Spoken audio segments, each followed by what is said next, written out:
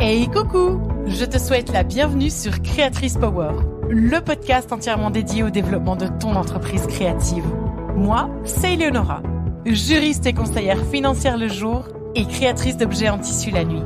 J'interviewe pour toi des femmes inspirées, inspirantes et ultra compétentes afin de te donner toutes les clés pour faire grandir ta marque et ton univers. Si tu as envie de laisser ton empreinte dans le monde des créatrices et montrer tout ton talent, tu es au bon endroit. Bonne écoute!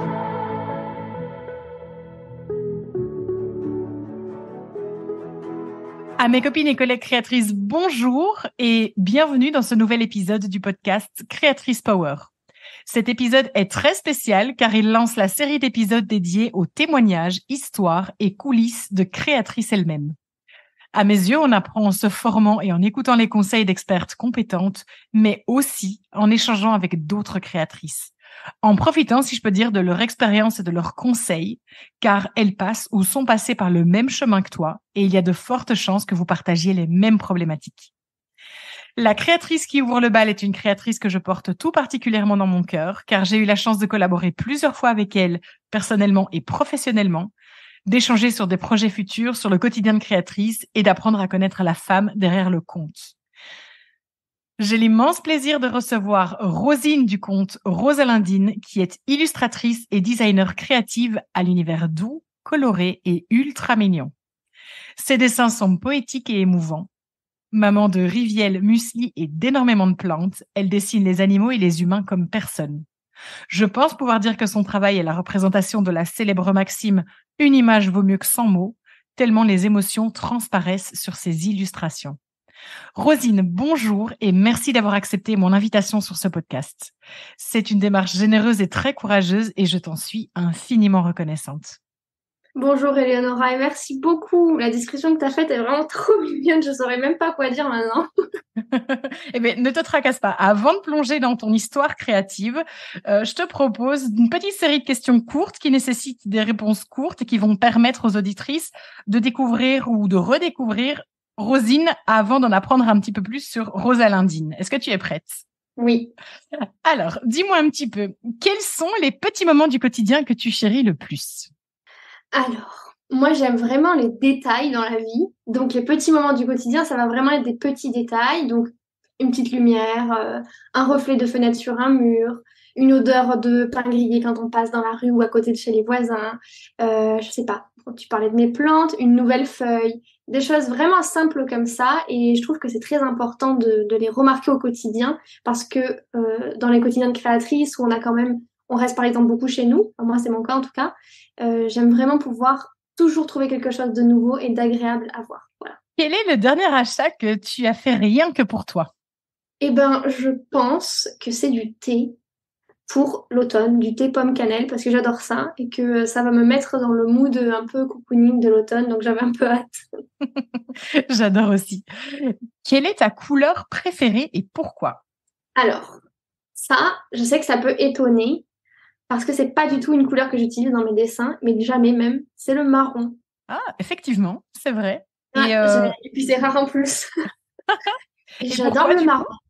Mais parce que je trouve que c'est une couleur qui va absolument à tout. Ça va bien à la nourriture, donc le chocolat. Un animal marron est toujours mignon aussi. Enfin, l'animal est toujours mignon de base.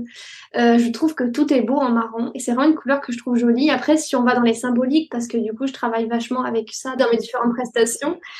Du coup, c'est au niveau de la symbolique. C'est quelque chose un peu au niveau de la nostalgie, je pense. Quelque chose de très naturel et de très terre à terre. Et dans mon travail, j'en utilise pas du tout. Mais parce que justement, je veux faire quelque chose qui n'est pas terre à terre et je veux emmener les gens dans une autre bulle et donc il n'y a pas de marron. Voilà. Quelle est la discipline créative que tu ne pratiques pas mais qui pourrait t'attirer? J'adorerais faire de la céramique. Déjà, j'aimerais tout faire. Mais s'il faut choisir, j'adorerais faire de la céramique, de la poterie, etc. Mais il n'y a pas longtemps, j'ai découvert des gens qui font des créations en mode petits vitraux. Tu vois ou pas? Genre un mini vitrail. C'est trop beau et c'est mon rêve. J'ai plein de pages Etsy ouvertes pour en voir tout le temps. Là, ça va arriver. Ça arrivera très bientôt. Ah, génial ça. Et comme alors, achat, pas comme création. C'est compliqué. Et dis-moi, pour terminer, si tu devais te décrire en 3 mots, tu te décrirais comment? Alors, je dirais sensible, créative et quand même rigolote parce que ça se voit pas, mais en vrai, je suis drôle. Dans la vraie vie, je suis rigolote. Pas toujours fait exprès, mais ça fait partie. Eh bien, écoute, merci Rosine. Je te propose maintenant de plonger dans ton histoire créative et, si tu veux bien, de nous raconter l'histoire de Rosalindine. Ok. Alors, Rosalindine, déjà, c'était mon compte Instagram à la base, mon compte perso. Donc, on va parler d'Instagram parce que c'est là que ça commence. En 2019, j'ai commencé à partager un peu plus mes illustrations. Et d'ailleurs, tu faisais partie de mes premières clientes, je crois. Hein. Vraiment. Hein. Ça fait un petit temps que je suis là, oui. Non, c'est trop bien. Ça me fait trop plaisir de voir qu'on en est là aujourd'hui. C'est trop cool. Oui, en 2019, du coup, j'étais sur mon compte Instagram et je partageais de temps en temps mes illustrations parce qu'à ce moment-là, je faisais des études de design graphique et on testait plein de techniques, on dessinait tout le temps, toute la journée, tous les soirs, j'avais des devoirs, c'était du dessin. C'était très prenant, un peu fatigant, mais j'adorais ça. Et je me suis dit que j'allais le partager. Je voyais mes copains partager aussi, tout le monde partageait.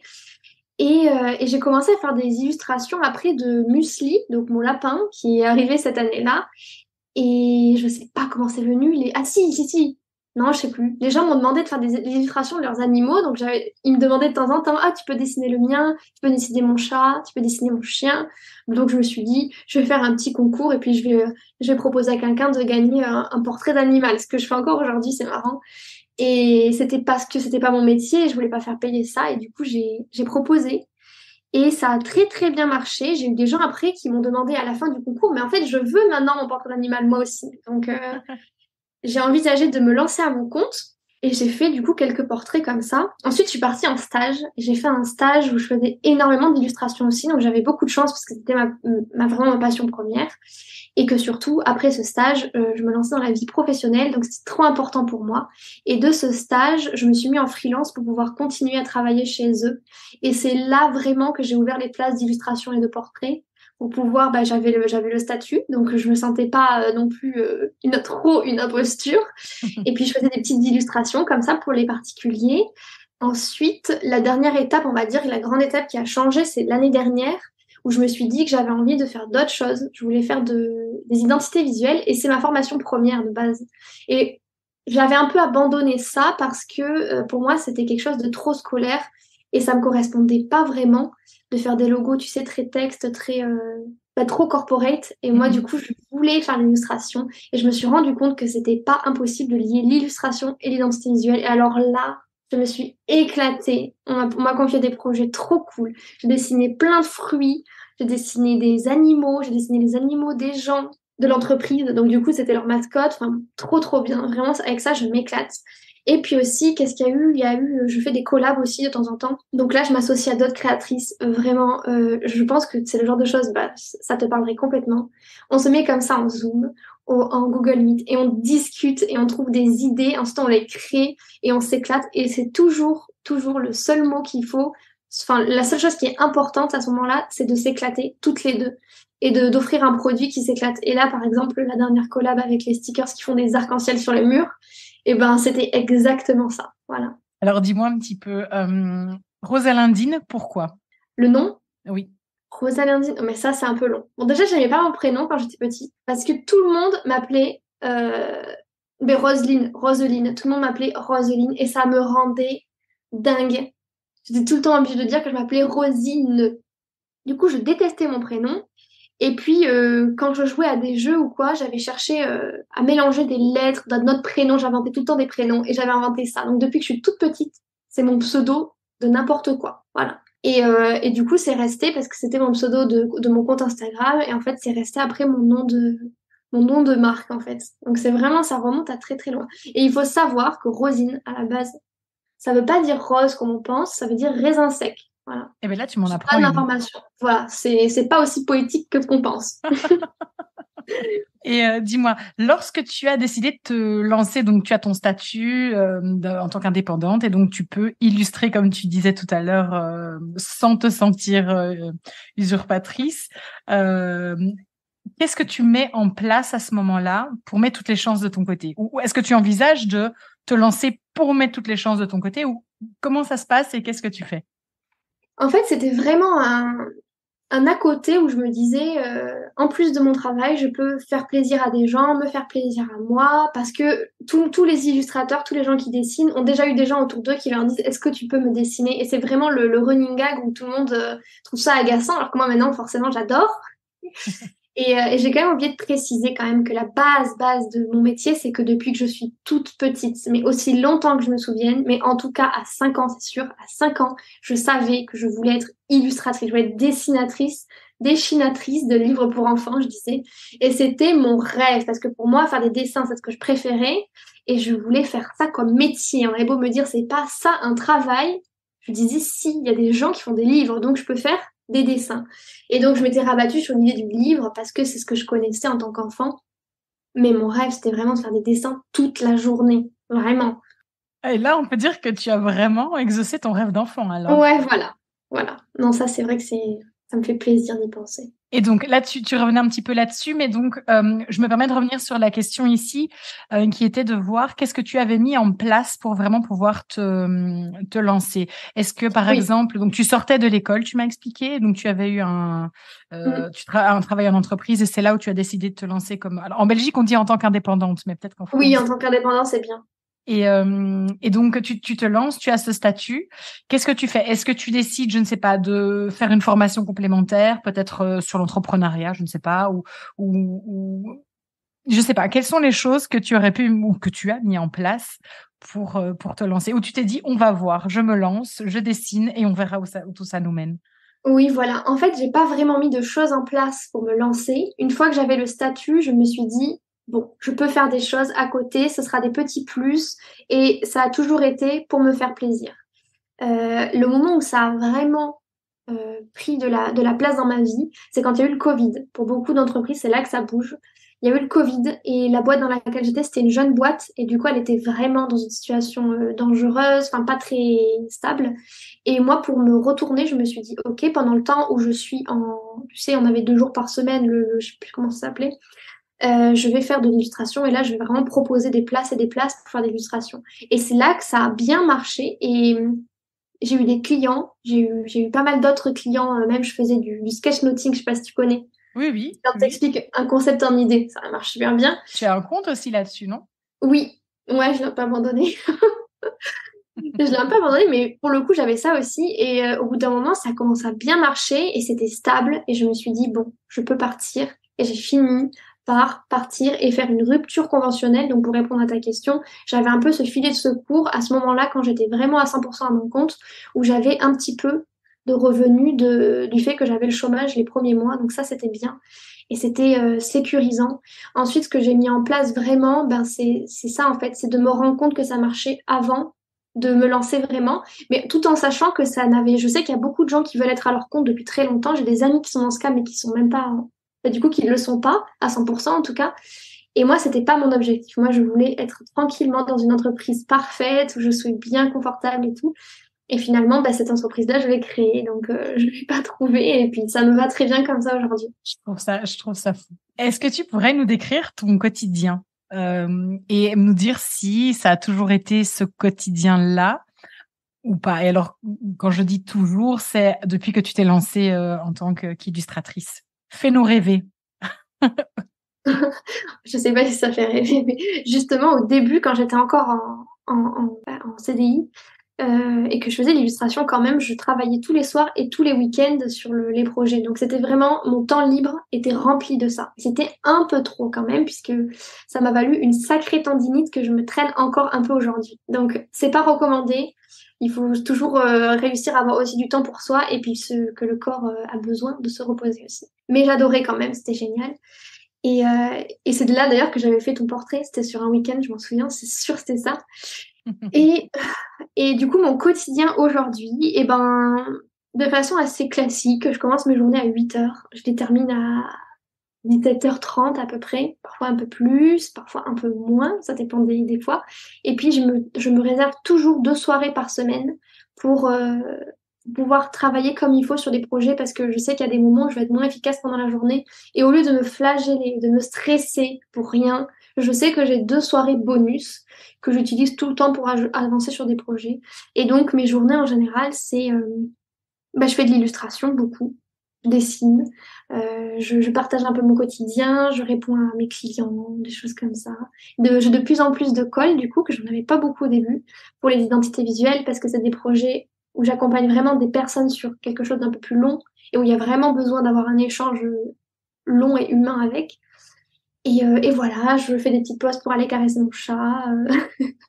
Je prépare mes petits repas. C'est assez simple, mais moi, ça me plaît de faire comme ça. Et puis, c'est confortable, quoi. Est-ce que tu pourrais nous expliquer les obstacles, s'il y en a, les obstacles que tu as rencontrés avec Rosalindine et comment tu les as surmontés? Alors, quand je parle d'obstacles, c'est pas forcément des grandes choses, mais des choses qui t'ont peut-être remises en question ou des choses qui se ne sont pas bien passées et qui t'ont fait voir les choses de manière différente. Bah, malheureusement, il y en a toujours, je pense.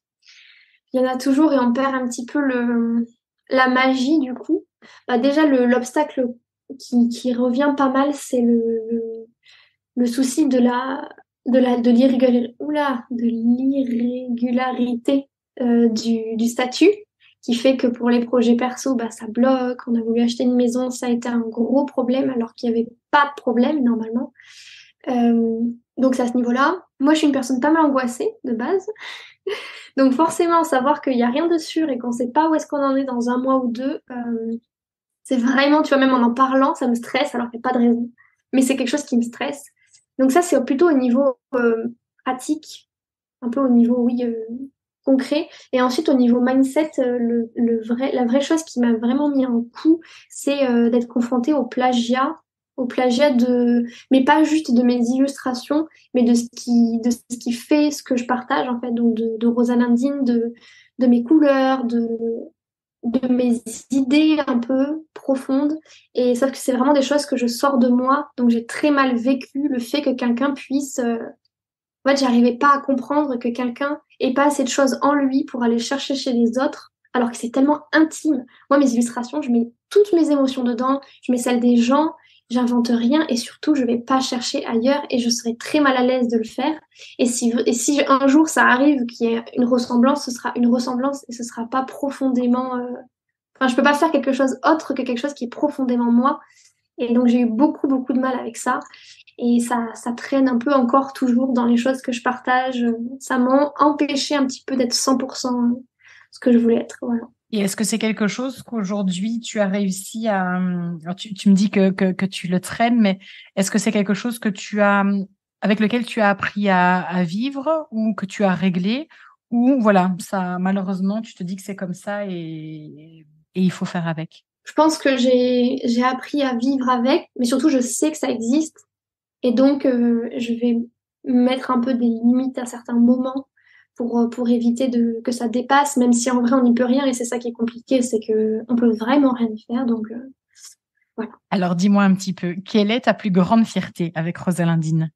Ma plus grande fierté avec Rosalindine, il y en a beaucoup parce que j'adore ce que je fais. C'est pas tant des fiertés, mais c'est que je vois les gens comme ils sont heureux quand ils ont leur portrait. Enfin, il y a toujours des retours qui me font tellement chaud au cœur et je suis hyper chanceuse. En fait, c'est plutôt ça. Je suis pleine de gratitude de ce que j'ai avec Rosalindine.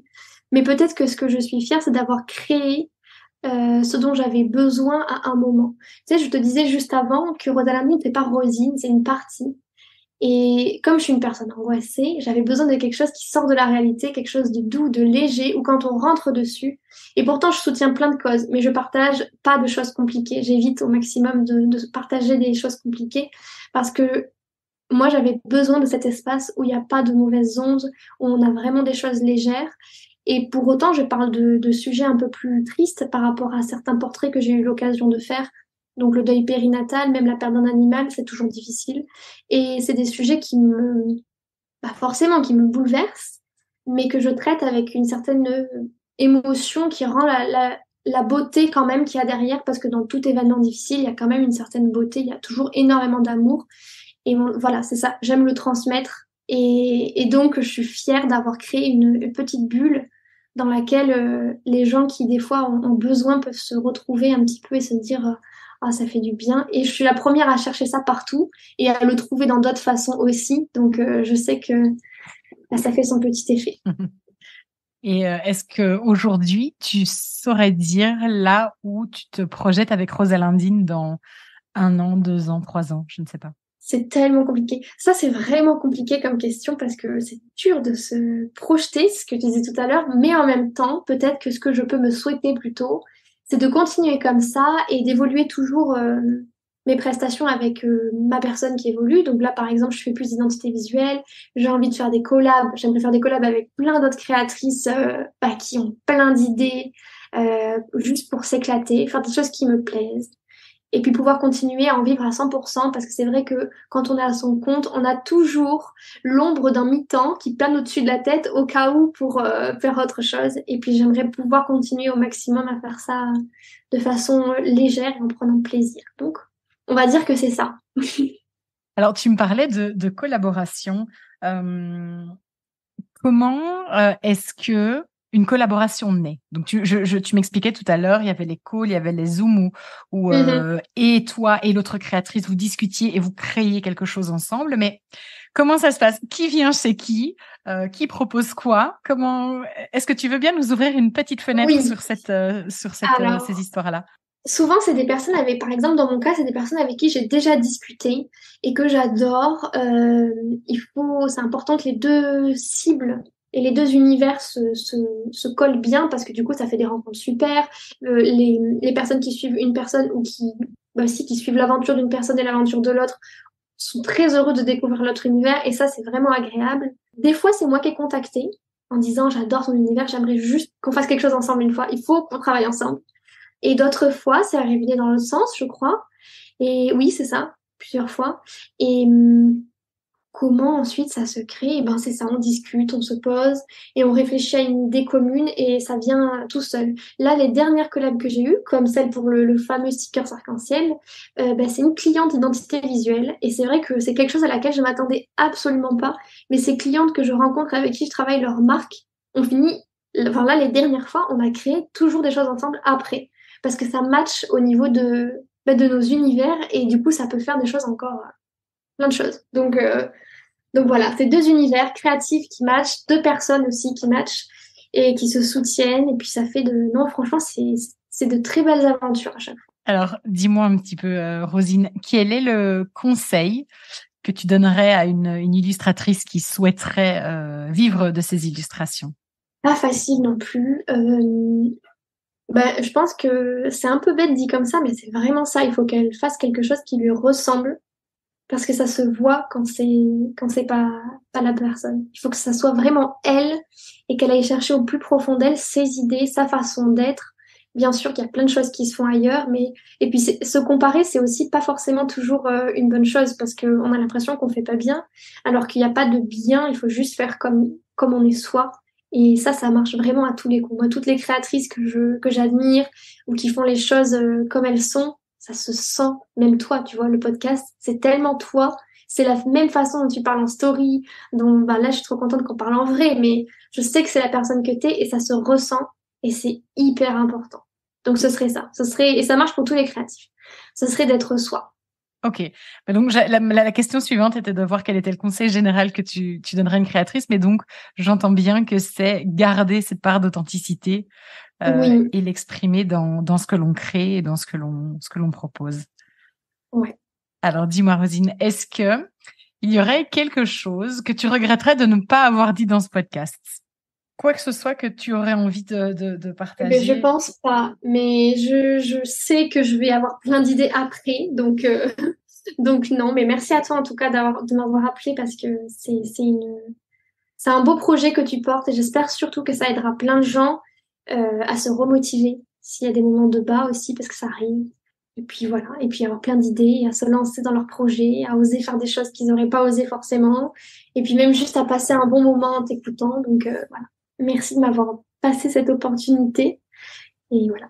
Mais avec un très, très, très, très, très, très, très grand plaisir.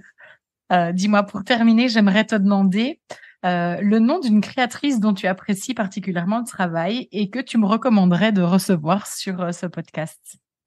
Je vais te recommander Déborah d'Anna Bishop je pense que tu connais, elle fait des créations au crochet. J'ai déjà collaboré plusieurs fois avec elle et c'est une personne qui est géniale. Justement, elle fait des choses qui lui ressemblent.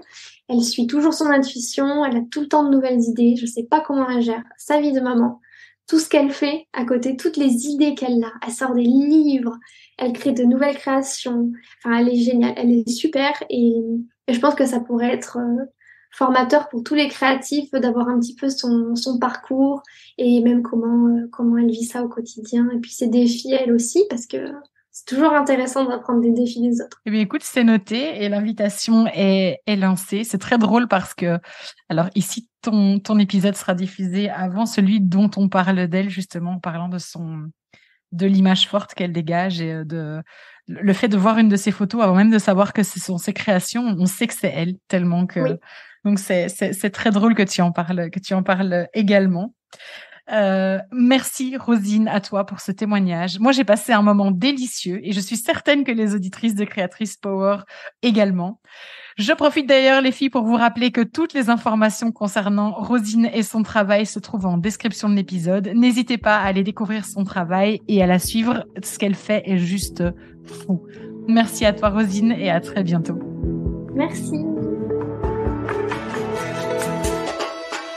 Merci infiniment d'avoir écouté cet épisode de Créatrice Power.